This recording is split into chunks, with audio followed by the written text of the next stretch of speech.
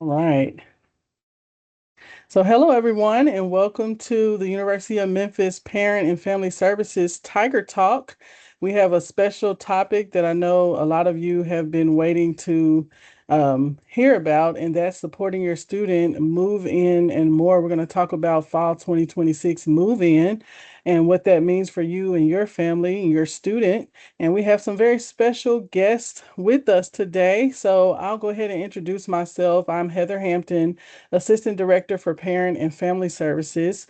And then I'll toss it over to Brittany, and then we'll allow our guests time to introduce themselves. Hi, I'm Brittany Lester. I'm the Parent Family Student Communications Coordinator for Parent and Family Services. Hello, everyone. My name is Yana Gooden. I serve as the Senior Associate Director for Housing and Residence Life. Hello, my name is Alma Harris. I am the Associate Director for Housing Operations. And I'm Ada Waddell. I am our Housing Systems Program Coordinator. All right. Well, thank you all so much. It's so very good to have you all with us today to share some important information for our families as they prepare for move in.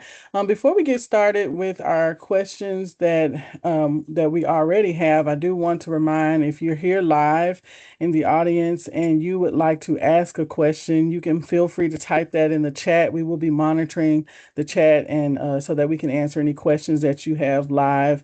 If you're listening to this to the recording, then feel free to email the Parent and Family Services Office at parents@memphis.edu if you have a question, or you can email Housing and Residence Life directly at housing@memphis.edu with your questions. But we do want to make sure that we're answering any questions that you have. And then we'll get started here. I have first a fun question, I like to call it. I wanted to ask our guest because I'm thinking about vacations, even though it's really time to buckle down, but vacation is kind of always on my mind. So I'd like to know what our guest would consider to be their bucket list dream vacation. I guess I'll start mine because I would love to go to Thailand and visit. I follow a lot of people who have moved to Thailand or visited, and it just seems like a lot of fun. And the prices are very low, so I'd like to visit Thailand. I would say probably Greece, maybe Santorini or one of those popular, or it doesn't even have to be one of the popular places. I just love the aesthetics of it. And it's just extremely beautiful to me. So I choose Greece. That's a good one. Uh, I would have to say I think my dream location would probably be Japan. Mm, I love a lot of things that are from Japan, whether it's food, anime, the stories, the culture, so on and so forth. Um, the language it's a great vibe, at least for me. So I would have to say Japan. I was going to say Greece because I love the water. The water is blue and amazing, but I will mhm. take Italy. I like the outdoor scenery. Like I like being by water. I like the meadows and the mountains and the back view. So anywhere where there's not a lot of noise. Mm, like peace and quiet. And I apparently Mediterranean theme, but for me it would be Israel. Always wanted to go Okay, there. cool. Well, these sound like some very exotic and interesting places. So if you decide to book that trip, I might have to go along with y'all. Love it. All right, well, we'll go ahead and get started with our first question, which is a pretty simple question, but people need to know, when does fall 2026 move in take place?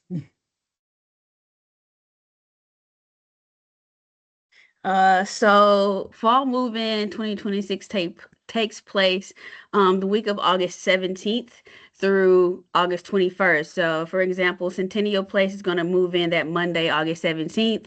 LLC, or the Living Learning Complex, is going to be that August 18th date, that Tuesday. Then on Wednesday, we're going to be moving in 3 halls at one time. So you're going to have Ross Hall, Smith Hall, and South Hall all moving in on that Wednesday. And then Friday, we're going to also be moving in our upper year students who live in Carpenter Complex and Victory Park as well. So a big full week of activity. Very much so, yes. Well, that's awesome. So I know last year we had a great turnout of volunteers. So pertaining to that, could one of you explain the flow for the cruise ship move-in process? How does that work? Yes. So the flow is on certain there are certain things for certain flows for certain days. So for example, say a student is arriving for Centennial Day. They'll first want to go to the Schneid Performance Arts Building. There we'll have a team of housing professionals, financial aid, the registrar's office, the business office, and more campus partners will be there to help the students that are arriving, checking them in. If they have a class issue that they need to work out, they'll be there. That way they can kind of get that fixed in real time. Once they finish at the Schneid Performing Arts Building, they'll receive a parking hang tag, or whether that I should say unloading hang tag. It's not a parking pass by any means. And so they'll put that into their car. They'll drive up to the building they're assigned. So for example, if it was Centennial, they would drive up to Centennial. There will be a lot where you can see tents. There will be volunteers all in the same shirt as well. You'll pull up to the unloading zone. We'll have volunteers descend onto your vehicle. You'll let us know, hey, yes, please take that out of my vehicle, or no, please leave this item behind. Once we finish unloading your vehicle, there will be a person there also telling you where to go park. There'll be multiple locations people can park at. And while they're parking, the volunteers will get those items into the room for the student. And so by the time they finish parking their car and walk back into the room, all they have to do is start unpacking and begin their college journey with us. So that's what it kind of looks like.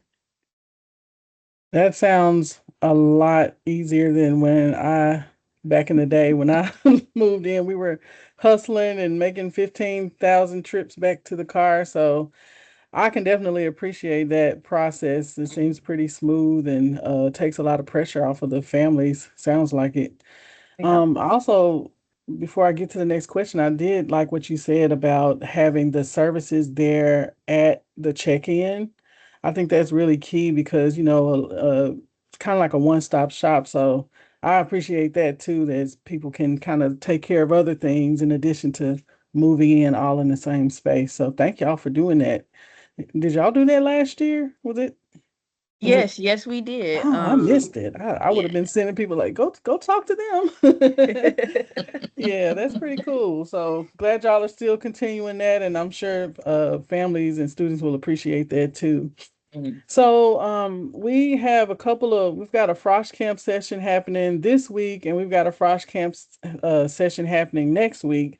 So a family member wants to know, can their student request an early move-in time if they're attending that August 10th Frosh Camp session? How does that work for those students? Yes, so in the registration application for the Frosh Camp, there was an option for the students to request some early move-in. So they would have signed up for early move-in. They would have received information from us this week or last week, and probably if they're still signing up, if it's not closed, they'll continue to receive those emails stating that they have been approved for early move-in. So I mean, at this point, I think the registration is closed, but they would have received the email last week, early this week as well. So they'll receive another one this week as well.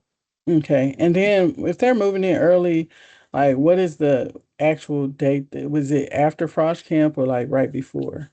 So it just depends on what they asked for. Like I had some of them were asked to come in later, but we have scheduled it for them to come in on the 9th to move in. So the space will be ready on the 9th for that student. They go into their actual residence hall and they check in and they move their items up to the room. Wow. That's cool. That's very convenient. Um, especially considering, that's the Frosh Camp date is kind of right there with move-in. So, hey, move your stuff in, go to Frosh Camp, come back, and you don't have to worry about, oh, I have to move in. So that's pretty cool. During new student orientation, we typically host like a parent like panel. And so this is usually a hot question. So I know our families will appreciate this. How will my student find out who their roommate is and reach out to them prior to move in? So the way that they can do that, one, they can reach out to our office and our lovely front office staff will happily get that information. But if they want to do it on their own time, if they go back to the housing portal where they originally applied on the home page where they land after they log in, there is a little direct link that says like see my assignment and roommate details. If they click there, they'll be able to see some basic information like the person's name, as well as kind of just very general biographical information. And then through that, they can also then send a direct message through our portal to that other person that will go to their U of M email. Oh, that's awesome. I'm sure they'll be happy to learn this. So thank you for that. Yeah, now I think it'll be good to connect with the person that you're sharing the space with as it relates to they may want to match decor or who's bringing this and that. So there's not a double up or something like that. So that's good that that communication is available to students to be able to connect with that person. Um, and speaking of things to bring, our next question is important as people begin to pack or purchase items. What items or appliances should students bring or not bring? And I think we do have a slide that talks about what not to bring. And then let's see if we can. Sorry. So I guess we could talk about first what not to bring. So any of these you want to specifically highlight to make sure families remember that these things should not be brought. Yes. Grills, deep fryers. Yes. Don't leave the oil at home, y'all. Leave the oil Yes. at home. Yes, fire hazards. Very much so a fire hazard. Please don't bring those grills or a deep fryer. Surprisingly, and I say surprisingly because this is the first university I've worked at where I've seen this. There are grills on campus that the students can work at, reserve, do a teaching kitchen class at. So there are grills on campus, but you got to use them in the designated locations for those who are interested. That's good to know. Yes. But as you can see on the slide, refrigerators and microwave, we highlighted those because it's still a new change for everyone. We have supplied them in all the rooms now going forward. And so we want to make sure that people aren't bringing those because it will overload with two of everything. Just imagine 2 computers, 2 microwaves, 2 refrigerators, 2 TVs, all of the things. And so that's kind of why we moved to that. Anything that's going to be an open flame, so candles that you have to light, that's going to be a no. But if you want a candle warmer where you can plug it in and it just use the candle wax, those are a-okay. Incense, again, you would have to light an incense. So no incense on those. Please, no weapons, no drugs, of any kind whatsoever. Those are some of the really big ones. Please don't bring any. Oh, we are a dry campus, so no alcohol whatsoever should be brought into the buildings. And even if you're of age, you still shouldn't be bringing it into the facility. Let's see what else. What are those? Space heaters. So you can have a heater, but not a space heater. So just make sure you have the right heater for those times where it's possibly too cold, and you want it a little bit warmer in your location. Let's see. That's good Those to are know. those are some of the big ones.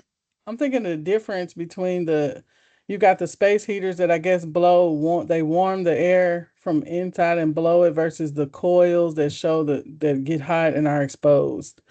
So that's Yes. the difference in that. Yeah. Yeah. Yeah, Okay. anything of that exposed wiring that heats up is going to be a no because that can cause it's a fire hazard, unfortunately. Yeah, definitely. And then I see something about animals.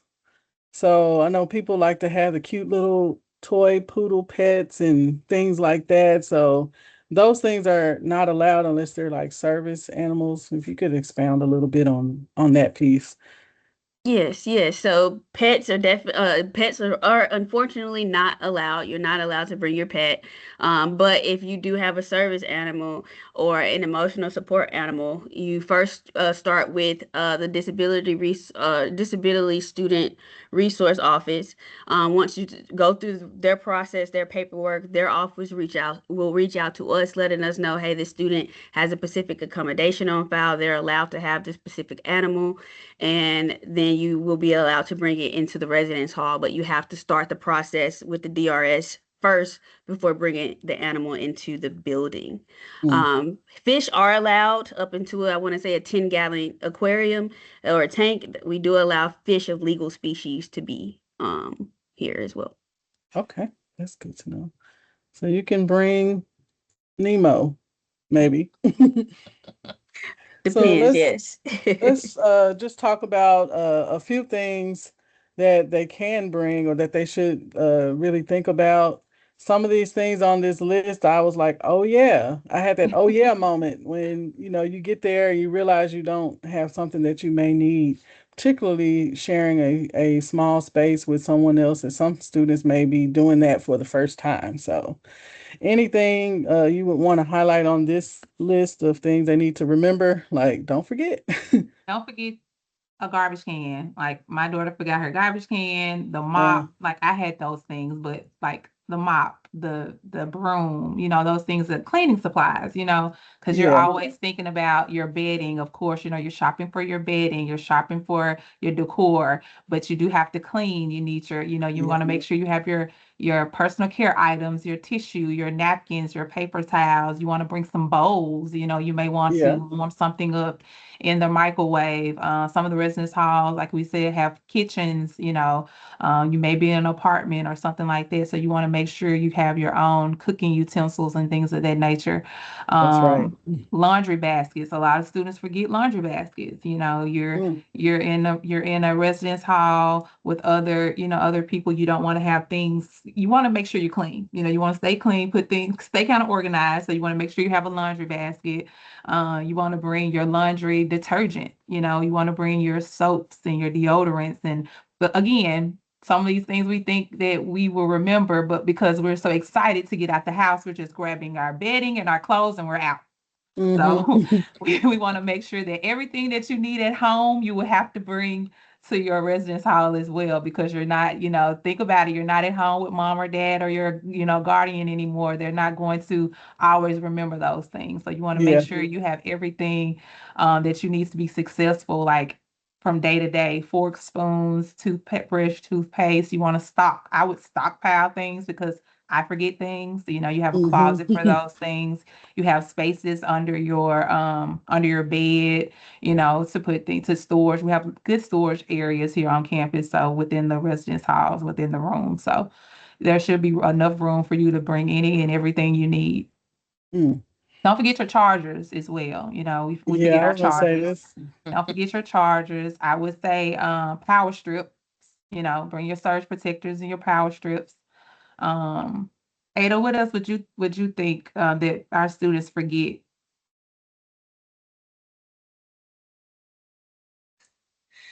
I mean, you covered most of it there. Yeah. I would Another say one I that would on the add. I've talked to a surprising amount of students that have forgotten their bedding of all things. So I guess maybe bedding, we wow. should highlight that. They Wow. will remember everything else, and then they'll go, I don't have a pillow or Oh, blankets no. or Yeah. any of that. or they bring one set and Yeah. not thinking, well, you might have to wash it, so you may bring two sets. That way, you can wash one and sleep on one and switch it out. Mhm. Umbrella's a big one. I think people Yeah. don't think about too because, we talk about and we joke about it. Some students think that there's an unspoken rule that if it's raining that they don't need to go to class. Oh, no. But we know that's not true, and we know the professors are saying that's not true. Right. So make sure you have your umbrella.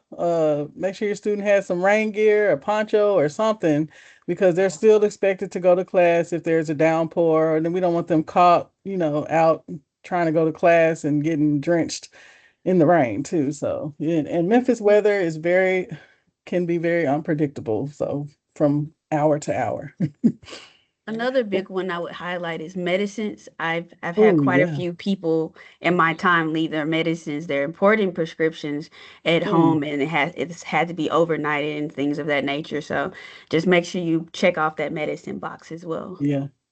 Yeah, and I'm so glad that you all have this checklist on your website that families can download. So as you're buying and packing and preparing, just get that checklist and just check things off.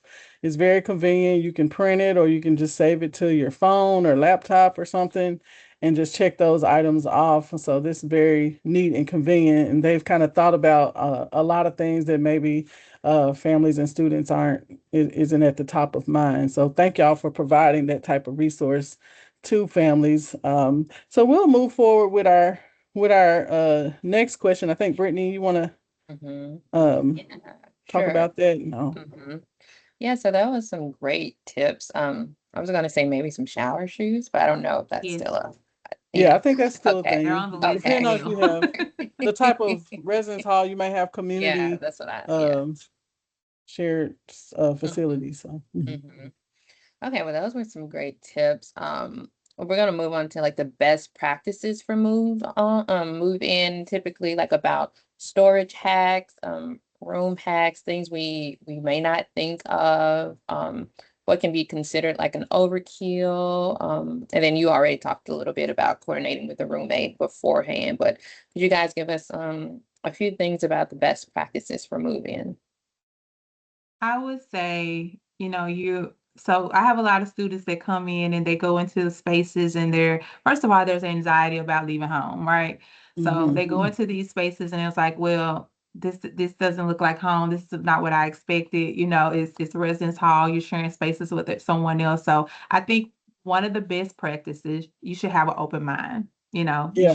You need to come on campus with an open mind because you're going into a new part of your life where you're exploring and you're getting to meet new people, different people. So, have an open mind about that, put yourself out there. So I think that would be one of the first things, especially about living on campus, being the only girl, and me and my brother are 10 years apart. I was like, I don't want to share space with anyone, but it was a great thing because I learned how to network. I learned how to, figure out social situations and things of that nature. And I have Mhm. some lifetime friends from, living in those same spaces with someone, and it helps with your communication as well, and it helps you grow as a person. But overkill, and I'm going to turn it back over to Yana and, and Ada. I've seen parents bring in couches. Please don't bring Mm. couches to the Wow.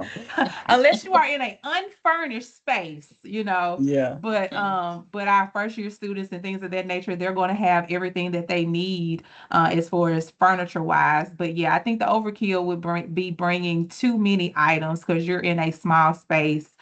Think about how far you live, I would say.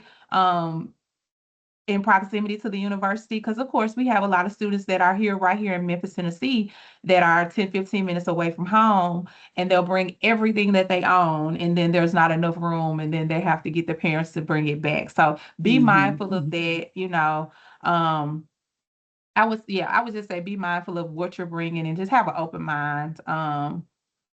So yeah, I think those were the my best practices, I would say, for me, That's good. and as a parent, of a resident. That's good. I like those. Mhm.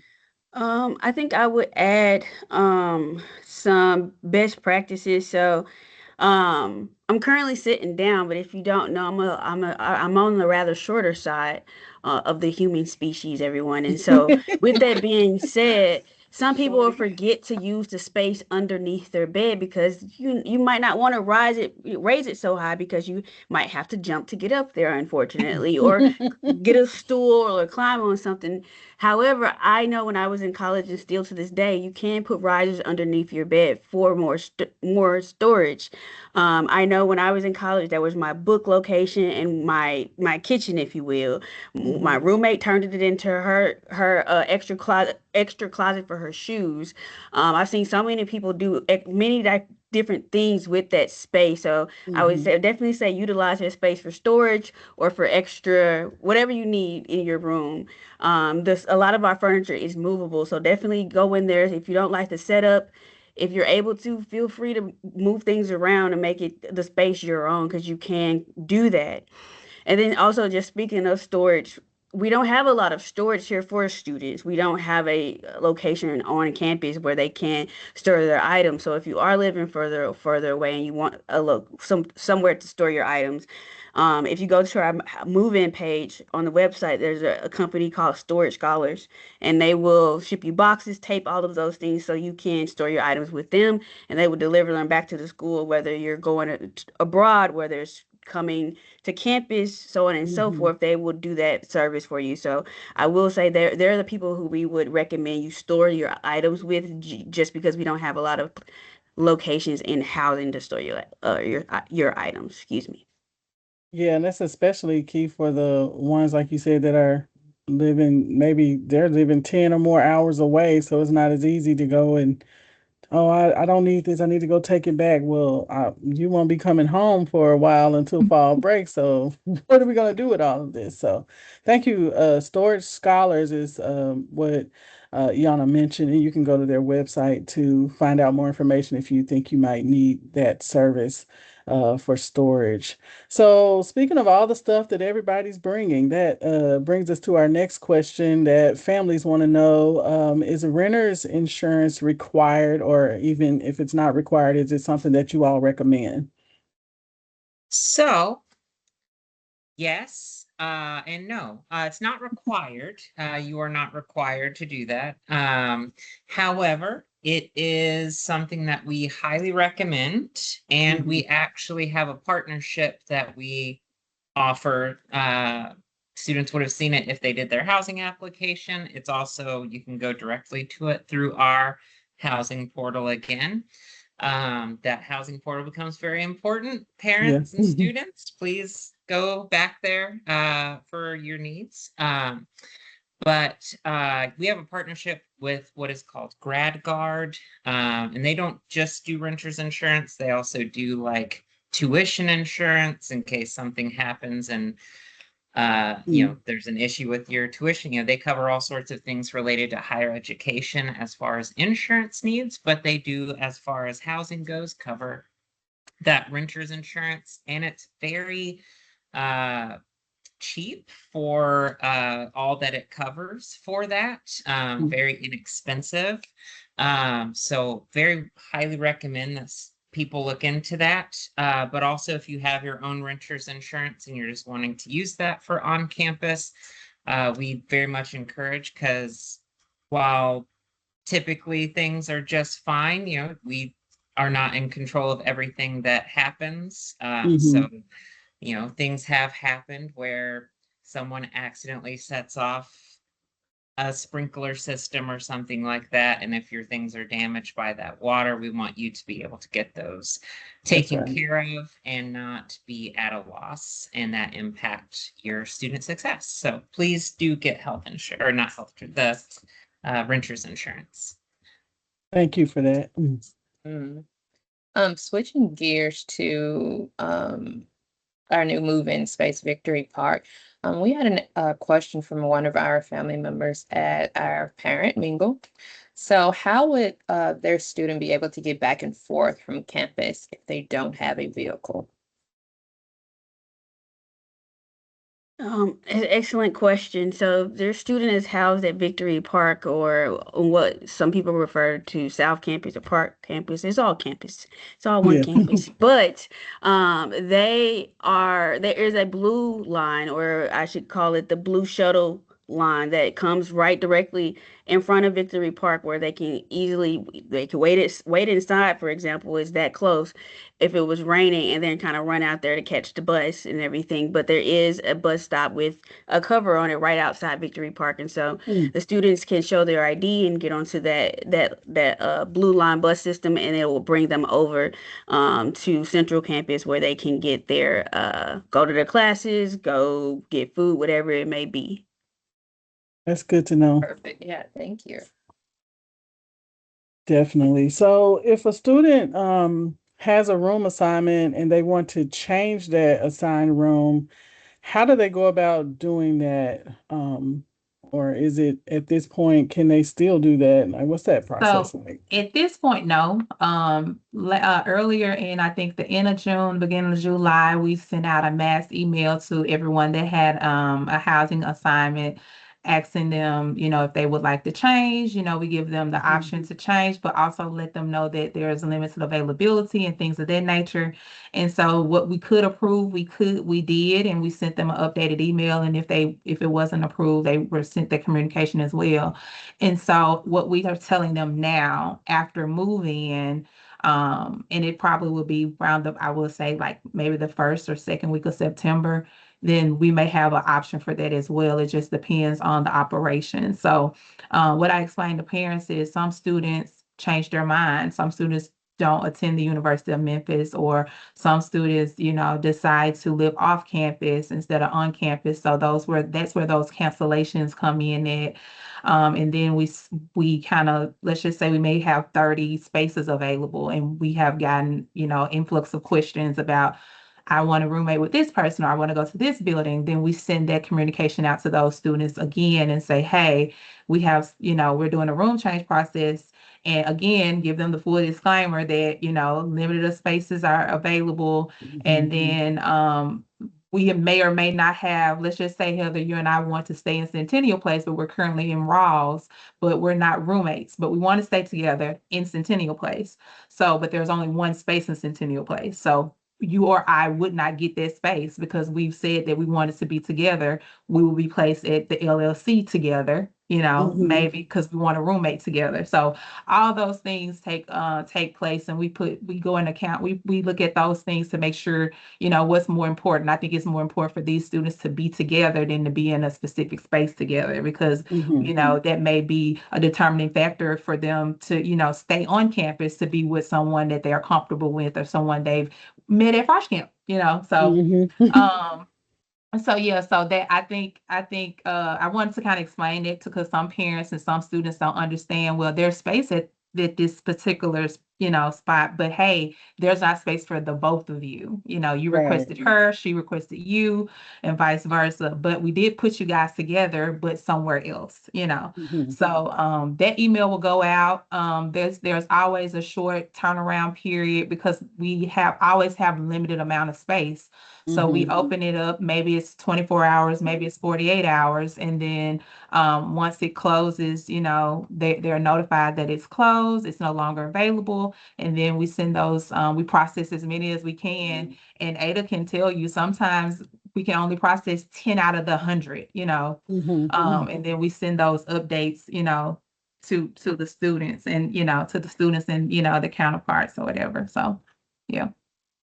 Thank you for that. So families, if your student is expressing an interest, and they may want to consider that if there is able to be a room change window after school starts, then tell them and encourage them to be checking their email and their portal so that they can see those time-based communications quickly and make a decision.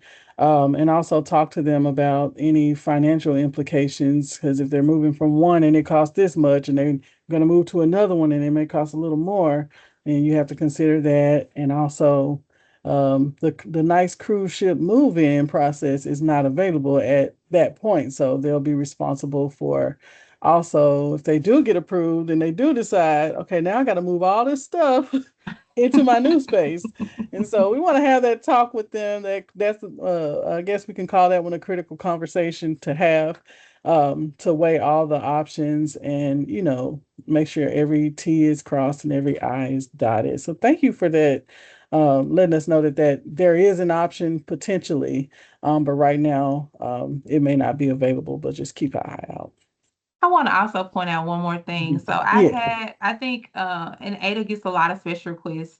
So, and we saw influx of those special requests as well. So what we did last year was we implemented, if there was a chance like for students to, we have a one-off situation where they come into us and express like, hey, I know this person has an opening, in this room and I want to move. Is that available? It may be in the same residence hall. We will allow that, but that's at a cost at that point. It's outside of the, our regular move, room change, roommate swap process. But there's and it's in our contract, there's a fee associated with that. And then that's at the, associate directors and executive directors discretion, So that's also an option. But most of the time when students come to us and ask us, and we do have that space and they haven't asked for this 2 and 3 and 4 times, because I think our max is what, 2 times? I think we allow them to move 2 times and at a specific rate. It's a certain rate that they're charged. Yeah, so I just wanted to kind of highlight that as well. That is also an option that we sometimes offer the students if operations allow. Okay.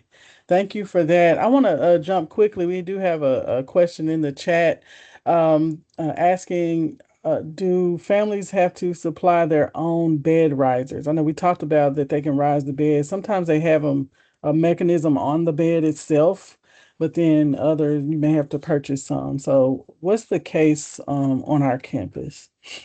So for us, our beds are they have prongs on each sides of them.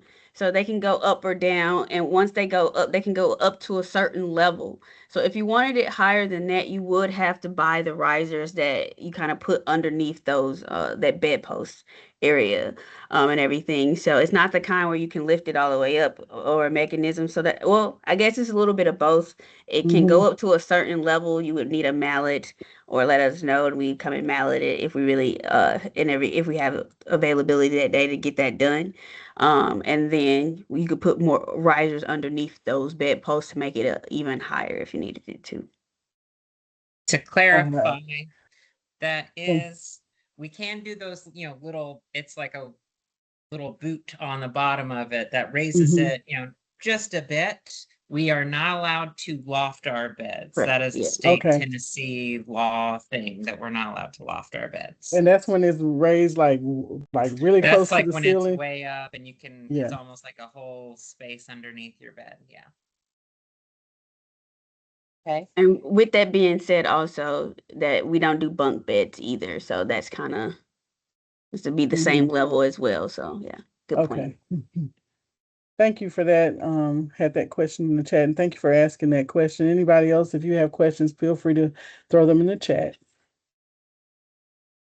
So our next question, I think this will be a pretty good one to know, just in case a student has a problem with their room.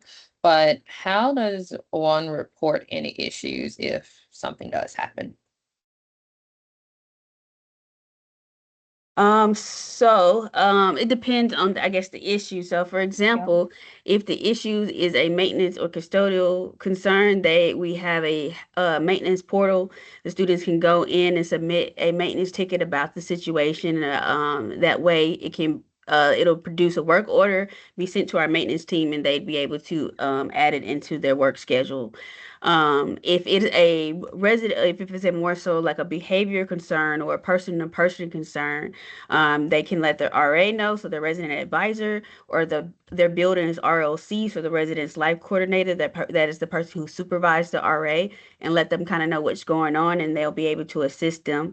And so it just depends on the concern. You can tell your RA or RLC what maintenance issue they're having, but we always recommend that the student submits the ticket so they're able to see like waiting on parts, is in process, is fixed, but waiting on that way they can see the chain of events and everything. But they can let their RA or ROC know that too. Okay, thank you so much for that.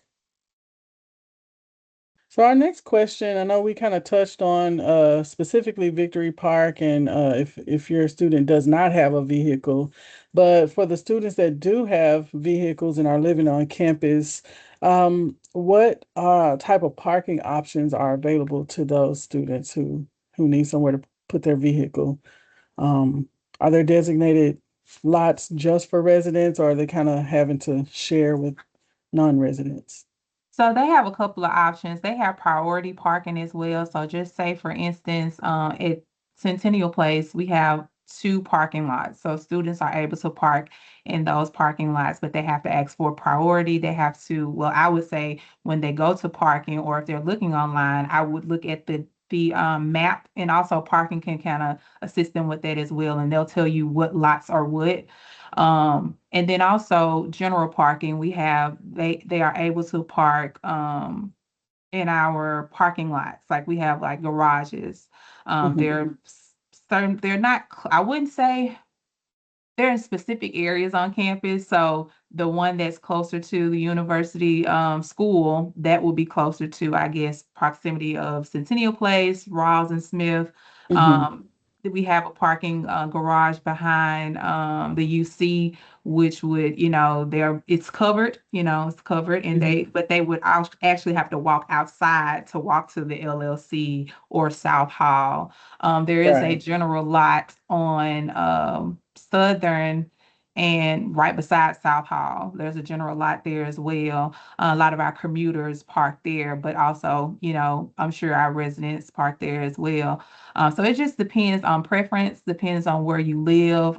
We have students that live in Centennial Place, but park in the parking garage because they prefer that covered, that covered space. They want to get those steps in. They're all of their classes are on the other side, but they live here, so they're very rarely in their rooms, and they're more involved on campus. So I guess it just depends on preference, but also, ask parking about those lots. The pricing, I don't know if the pricing is different for students, but I would ask about their pricing. I would look at the maps and ask them about those lots to see at what proximity would you prefer to be closer to what's happening on campus, or would you prefer to be closer to, park your car closer to your room. So it just depends. Yeah. Thank you. So switching gears to meal plans. So, well, this is another hot question, I would say. Are students required to have a meal plan if they live in a residence hall? I can answer this. The only students that are required to have a meal plan in this coming year will be those new first-time freshmen that are living on campus, that are not in a unit with a built-in kitchen. So if they're in an apartment, for example, if they're in one of the groups that allows a freshman to live on campus with them, then they would not be required to have it, but everyone else will be required to have a meal plan. That is currently just for new first-time freshmen this year. Okay. Great, thank you. And speaking of meal plans, if the student has a meal plan and they're moving in, let's say on the 17th, they're moving into Centennial, for instance, when can they actually start using their meal plan components? Can they start using them that day, or do they have to kind of wait until a certain date to start using them? They can start that day. To my knowledge, they can start that day. That's good. Mhm. I know last year we had a few parents that had moved in. They were like, "Oh, I gotta go buy my child meals and this and that." I'm like, no, I think they can use their meal plan swipes, or go to the Yes, Target and yes, things like that. So yes. that's always a question that we get from families, particularly moms who are like making Mhm. sure they want to make sure their babies are not going hungry. Yeah.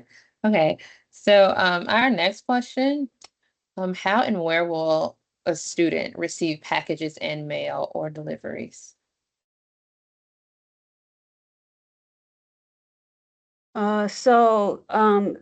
Residential mail goes to the main campus mail center. That might not be the actual name, but the post office here at the university. So that can be found in the U university center on the second floor. And so the students will go there, let the workers know what your name and your box number is, and so you're able to receive letter mail and packages here. Your packages won't be delivered directly to the building or anything like that, but it will go to the university center. So if you all are shipping them something heavy, maybe also ship them an Ozark cart so they can just kind of cart it back to their room versus kind of having to Yeah, carry that's something good. heavy. And so I would suggest that. And I always get the follow-up question to this about DoorDash and Uber, and is that allowed? Mhm. Yes, it is allowed. So I spoke to an Amazon person who was dropping off I thought it was mail, but it was food, which was very interesting. Because I was going to tell him he was in the Amazon? wrong location, Right. but since it was food, I'm like, okay, that makes sense. But the caveat to it is that say the student it didn't come downstairs or told them or ghosted, and normally they'll ask us, can we leave it at the desk? We always tell them you can, but we're not responsible for it. So if someone just walks up and say, hey, this is mine, we have no way of knowing if they're right. So we always kind of tell people, don't do that. Make sure you're here to meet your Uber driver, your any food drivers, whatever it may be. Make sure you're here for that. But Yeah. that would be the difference. So food, yes, everything else to the university center meal. That's Thank good, you. good to know. So be aware that when you're sending packages, like she said, you may want to purchase your student a little wagon, foldable wagon that they can use, particularly if they live further away from the university center. That could be a long walk with the 25, 50 pound package trying to haul it back home, back to their room. Um, so are students required to move out on breaks or at the end of the semester, particularly the end of the fall semester? We know, of course, the end of the spring, everybody's kind of moving out, but at the end of the fall semester, and they're, going to be coming back in the spring semester, do they have to move out? No, They they do don't. not. Go ahead, Ada. Oh, I was gonna say they can stay over fall break, winter break, and Hmm. spring break. The buildings will be fully open. During winter break, we do send out communication to students if they are leaving to kind of let them know, here's some things to make sure that your, fridge doesn't leak or whatever while you're Mhm. gone. Just some prep kind of things. And we do ask them to let us know if they're going to be gone the whole time or if they'll be coming and going. They're free to come and go, but it does help us to have a track of just kind of who's here so that we know what's going on.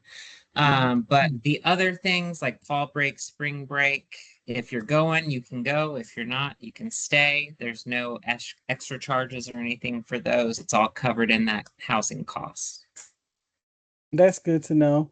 And don't let them be like me. I left a bowl of something accidentally in my refrigerator. That was back in the day when you had to move out at like after final exams over winter break. And I came back to, let's just say it was a science experiment at that point. So I had to do a lot of bleaching and cleaning. So please make sure if they're not going to be there, that they clean out, throw out, take the trash out. Don't leave that stuff there. Um, Mhm. very good reminders. Yes. No science Um, experiments. you guys, I believe, touched on this earlier about storage space with storage scholars. But the university providing storage for students' belongings during breaks, is that the place that you guys will say once again that will be able to store for the students' belongings? Yes, I would say so. If they're not like if they're returning as a spring resident, they can leave their items in their room. They don't have to store Right. them anywhere else. But if they are leaving campus for a semester or not returning the housing for whatever reason, whether it's study abroad or whatever it may be, then yes, they would have to fully move out, and where they would if they needed a location to store their items, they would for us we would recommend storage scholars. Thank you. You're welcome. Speaking of spring semester from fall to spring, can a student change their housing contract for the spring semester? Or are they is that like an annual thing? It's an annual contract. Mm, So it starts in the fall and it goes through, May, from August to May. okay. Though I So will say, similar to after fall move in, after spring start, usually late January or early February, again, space permitting, we may have a room change request period. But like Mm, Amma said before, space may be very limited. So if we get 200 requests, we may only be able to do 15 or 20 of them, but you mm. can make the request at that time. All right. So on the next question, it's how can students request housing right now if they don't already have it? Is it too late? I believe you were saying earlier. never too late. Okay, Never too okay. late. Awesome. I love it. You just go to our University of Memphis housing page. You can type in housing in our search bar. If you are just applying for to be a student, I think once you apply as apply now, all of that information is there as well, about meal plan and applying for housing and things of that nature. But just typing in Res Life or typing in housing, click our apply now, and you'll go through that process. Make sure that you so when you go through the application process, make sure after you pay and after you do your room selection or preferences or whatever is available now, make sure you sign your contract, because a lot of students forget to sign their contract and then they get these emails that state you have an incomplete application, and I'm like, you know what? I did finish, but yes, it's finished once you sign your contract. So make sure you sign your contract, read it thoroughly. If you have any questions about anything in that contract or application that you don't understand, give us a call, send us an email, and we can walk you through those terms and those conditions and any policies or any questions about our availability. So I would say that is now is a good and bad time to apply, because some of those hot spots are gone, some of those spaces are full, but also the spaces that are available, we are more available to kind of put you in at that moment. Like if you call me right now and I'm sitting here, and I was like, well, I want to be here, and I was like, well, I have this, so you kind of get that one-on-one now, because we're in that time frame where we've sent out most of our housing assignments, and now we can kind of go through and kind of make some concessions and kind of look and see what's available to that student, opposed to the student, in the hustle and bustle at the beginning, where you have to pick your own space and you may or may not get it depending on, So I would say it's a good and a bad thing right now. You do have an option to give us a phone call or reach out to us via email and say, hey, this is what I'm looking for. What do you have available? So I would say this is a time, we're busy, but this is a time where, I can, stop what I'm doing to kind of find those specific spaces and give you an overview of, hey, we have 10 here and 5 there, and what's available. So I would say apply now. Go ahead, don't wait. Great to Don't know. delay. Yes, yes. Because what's here today could be gone tomorrow. Yes, and in the Yeah. next 10 minutes, because I've had a Yeah. couple of emails go out, spaces I thought I had while we were on this Tiger Talk, those spaces are gone. So Mm. Yeah, so if you're thinking about it, take that step and get that done if your student is still on the fence. So our last, I guess not question, but in closing, our Tiger Talk, I would love if one of you or even all of you could just give a quick piece of advice or wisdom that you have for families, particularly parents who are experiencing a range of emotions, or, about their student transitioning to living on campus to being in college. Just something quick that you may want to leave them with, to put their minds at ease. I'll go last, because go Ada, because I'm a parent too. So I know you go. Yeah, I'm your a babies are, parent. They're but they're just not not in the, college they're yet. not in college. Yeah, This they're is not in true. college yet. This is true. Only 2 years till oh my gosh, now I'm See, sitting in the existential dread. It goes fast. Oh my goodness.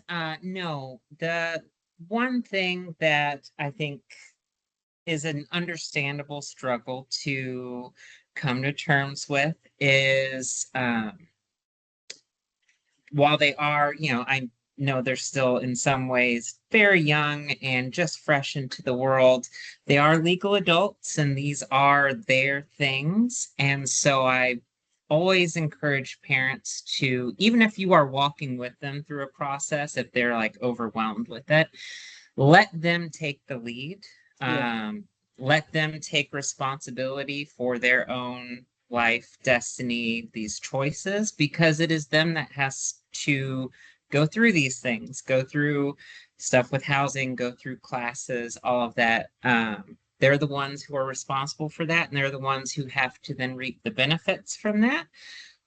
So if your student calls and says, I'm having a big argument with my roommate, yada, yada, yada, yes, you can talk to them, you can counsel them, you can give them advice. That's all great things for a parent to do, but please, uh, I would encourage you to then say, you need to talk to your roommate, and here's some things that maybe you can do. Or if we need to get involved as Housing and Res Life, say, hey, why don't you and your roommate both go together to talk to this person who's over your building? And they will then be kind of an intermediary between you.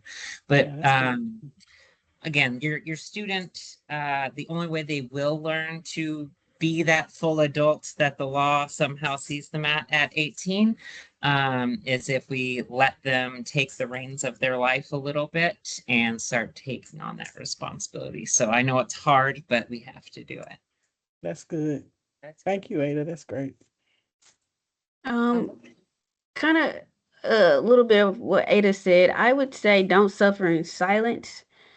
So with me being the person that the students will come and say all these things about or the facility or the staff at the end of the semester, and my question is why didn't you come and tell me sooner? Why didn't you say something sooner?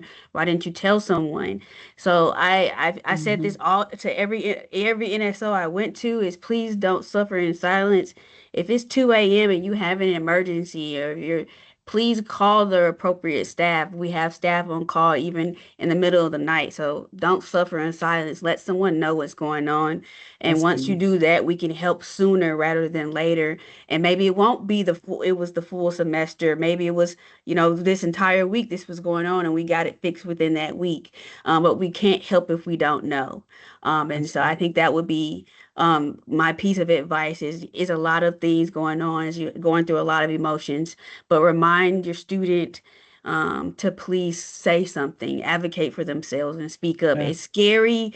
I know they see some of us as the principal's office every now and then. It's scary, but we can't help if we don't know. So I think that would be my advice. That's good. Thank Mhm. you, Yana. And I think for me, I'll speak from a parent point of view because my 19-year-old just, she's a sophomore now. And I mean, we right down the street and I'm here with her every day and I'm on panic all the time. Every time I leave here and it dings and she's going different places and that after the 8, 9 o'clock Talking at about that night. that Life 360. Yeah, they Life 360, they find my iPhone, and I'm Mhm. in a panic. I'm like, what is she doing? But see, I had to, as a parent, you have to let them grow and go. Like you have to let them grow and go. Um, you know, uh, we raise them, you raise them. So you know how, you know what the expectations are. They know what the expectations are. They know what's on the line. They know they're at a university. They know that they're on a scholarship. They know that these things pertain to their life. You know what I mean? And in that first year, it's not gonna be easy for them. I thought it was gonna be easy breezy. It was not. It was not easy for her.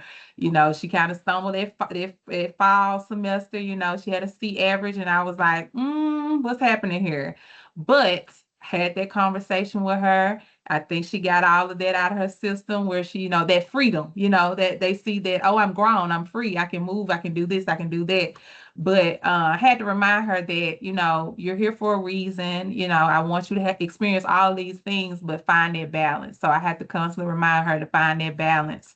And she found her balance in the spring semester, and she's at a 3 point whatever GPA again, but also she's involved, and she's, I make her advocate for herself, as Ada and Yana was saying. She has a disagreement with a roommate, have a conversation.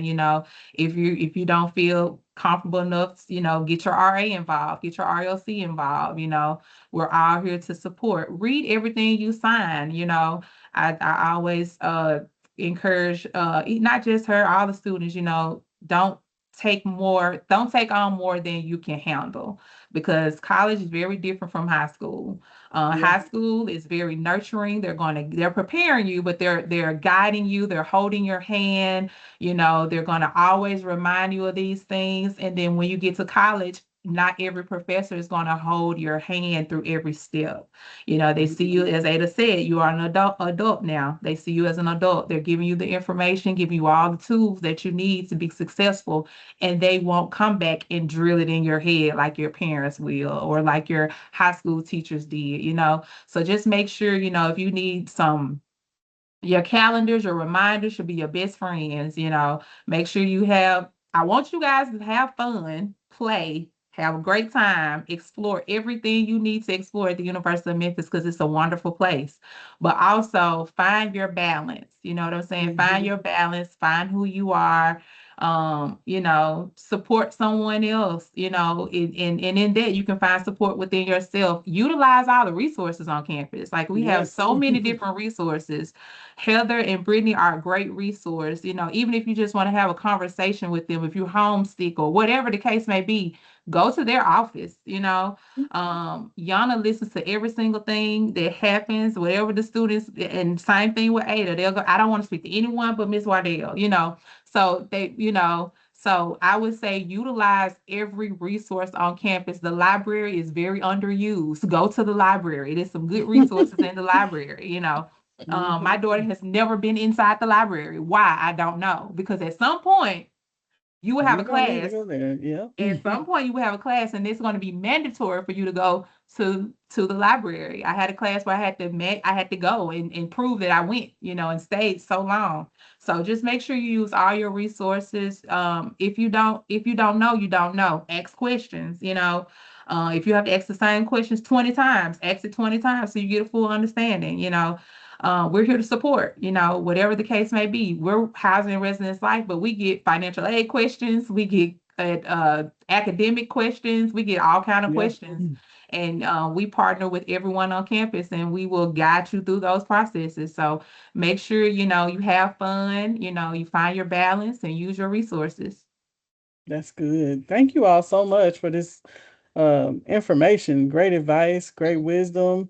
As you can see, many of us are walking through what you all are going through, and or just interact with students so much that we always have open arms and open doors.